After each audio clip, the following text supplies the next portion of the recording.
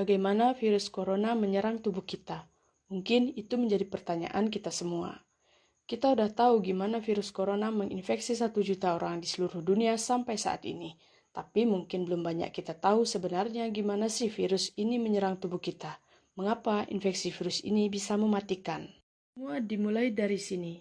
Ketika virus corona masuk ke tubuh kita, lewat percikan batuk atau bersin orang yang positif, baik secara langsung atau waktu kita menyentuh benda yang terkena percikannya dan nggak cuci tangan setelahnya. Kalau udah gitu, si virus masuk lewat saluran pernafasan dan bergerak terus menuju sasaran utamanya, paru-paru. Disinilah virus yang mempunyai 3 bagian utama ini mulai bekerja. Pertama-tama, baku protein corona ini akan menempel di paru-paru dan organ-organ lain yang selnya kaya akan protein ini, protein ACE2. Kalau tubuh kita ibarat rumah, virus corona ini perampok, ACE2 itu ibarat gagang pintu rumah kita.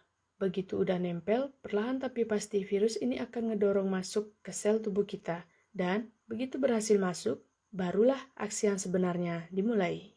Di fase ini, tubuh virus corona akan membuka, dan sang hacker pun terbebas. Dia akan ngehack inti sel sehat untuk nipu sistem imun tubuh kita biar nggak nyerang virusnya. Dan sekaligus ngebuat inti sel jadi memproduksi cikal bakal virus corona baru. Sel yang udah terinfeksi ini selanjutnya akan terprogram untuk bunuh diri dan melepaskan jutaan virus corona yang siap menginfeksi dan menghack sel-sel sehat lainnya. Ya, awalnya mungkin kita cuma kemasukan virus corona yang jumlahnya dikit. Di dalam hitungan hari akan ada jutaan sampai miliaran virus corona baru, bikin paru-paru kita dipenuhi oleh mereka. Tapi ternyata mimpi buruknya ada setelah ini. Ya, ketika virusnya udah menuin paru-paru kita, sistem imun tubuh kita bakalan ngerespon ibarat polisi dan tentara yang meluncur ke tempat kejadian perkara. Terus, ini yang bikin ngeri. Di sini, virus corona jadi penipu ulung yang bisa ngakalin sistem imun tubuh kita. Mereka bikin sistem imun menyerang membabi buta termasuk menyerang sel-sel sehat kita. Mereka jadi nggak tahu mana kawan mana lawan. dan perlahan-lahan senjata makan tuan. Buat sebagian besar kasus, kejadian ini memang gak berlangsung lama, karena kalau sistem imun tubuh kita kuat, mereka pun akan bisa menang dari segala taktik virus corona. Tapi terkadang tubuh kita sedang lemah, dan kalau udah gitu efeknya bisa parah. Kita bisa kena radang paru-paru akibat sel sehat di sini udah nggak bisa nahan bakteri pneumonia. Malahan buat kasus yang kritis, bakteri ini nggak berhenti di sana. Mereka bisa masuk ke aliran darah dan akhirnya menyerang seluruh tubuh. Kalau udah begini, bernafas saja pasti bakalan susah banget dan hidup kita ada di tahapan sangat kritis. Ya, mungkin dengar-dengar fakta barusan bikin kita takut dan khawatir. Tapi ingat, kita pun punya cara memperkuat daya tahan tubuh kita dan melakukan cara-cara pencegahan penyebaran virus corona. Ya, salah satunya adalah mencuci tangan dengan sabun di air yang mengalir. Basahi kedua tangan terlebih dahulu, gunakan sabun secukupnya. Ratakan sabun dengan menggosok kedua telapak tangan. Gosok kedua punggung tangan secara bergantian. Gosok sela-sela jari tangan.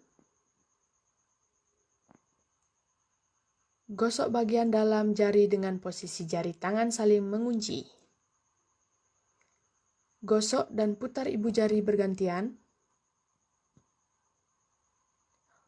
Gosok memutar ujung jari tangan bergantian. Bilas dengan air mengalir.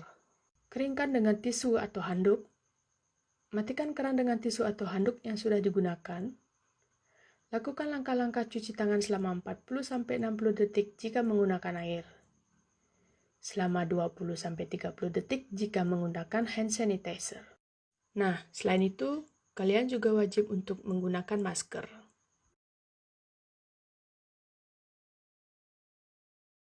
Ketika kita harus berkegiatan di luar rumah, kita memang diwajibkan menggunakan masker karena masker dapat mencegah penyegaran virus melalui droplet. Dan 48-62% pasien tidak mengalami gejala.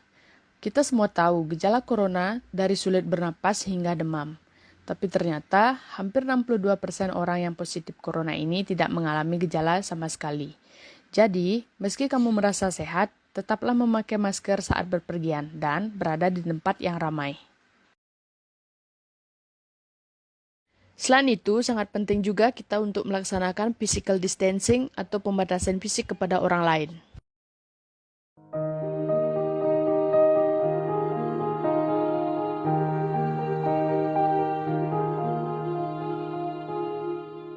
Physical distancing adalah serangkaian tindakan intervensi non-farmasi untuk membatasi potensi penyebaran virus corona yang lebih luas. Physical distancing berarti menjaga jarak fisik dengan orang lain 1-2 meter untuk menghindari percikan-percikan dari mulut atau hidung yang keluar, seperti batuk, bersin, dan berbicara. Selain itu, physical distancing juga berarti tidak melakukan kontak fisik seperti berjabat tangan, bergandengan, dan berpelukan. Kemudian tidak berkumpul, menjauhi keramaian, dan menghindari penggunaan segala jenis transportasi umum. Serta mengurangi frekuensi keluar rumah. Ketika berpergian keluar rumah atau sedang berada di tempat umum, menjaga jarak juga diberlakukan pada saat sedang duduk. Kursi-kursi akan diberi tanda-tanda silang, sehingga kursi yang tidak bertanda adalah kursi yang boleh diduduki. Upaya penerapan physical distancing sangat penting, baik untuk diri sendiri dan orang lain. Nah, kenapa penting? Physical distancing mampu mengurangi dan mencegah peluang penularan virus yang lebih besar. Kemudian, menjaga jarak fisik dapat mencegah kemungkinan tertular virus dari orang lain. Dan, selain itu, secara tidak langsung, kita ikut membantu tenaga medis. Nah, selain kalian mencuci tangan dengan sabun, menggunakan masker dan pembatasan fisik dengan orang lain, kalian juga harus menerapkan hidup sehat, yaitu dengan rajin berolahraga, mengkonsumsi makanan sehat, dan jangan lupa selalu membersihkan lingkungan rumah setiap hari.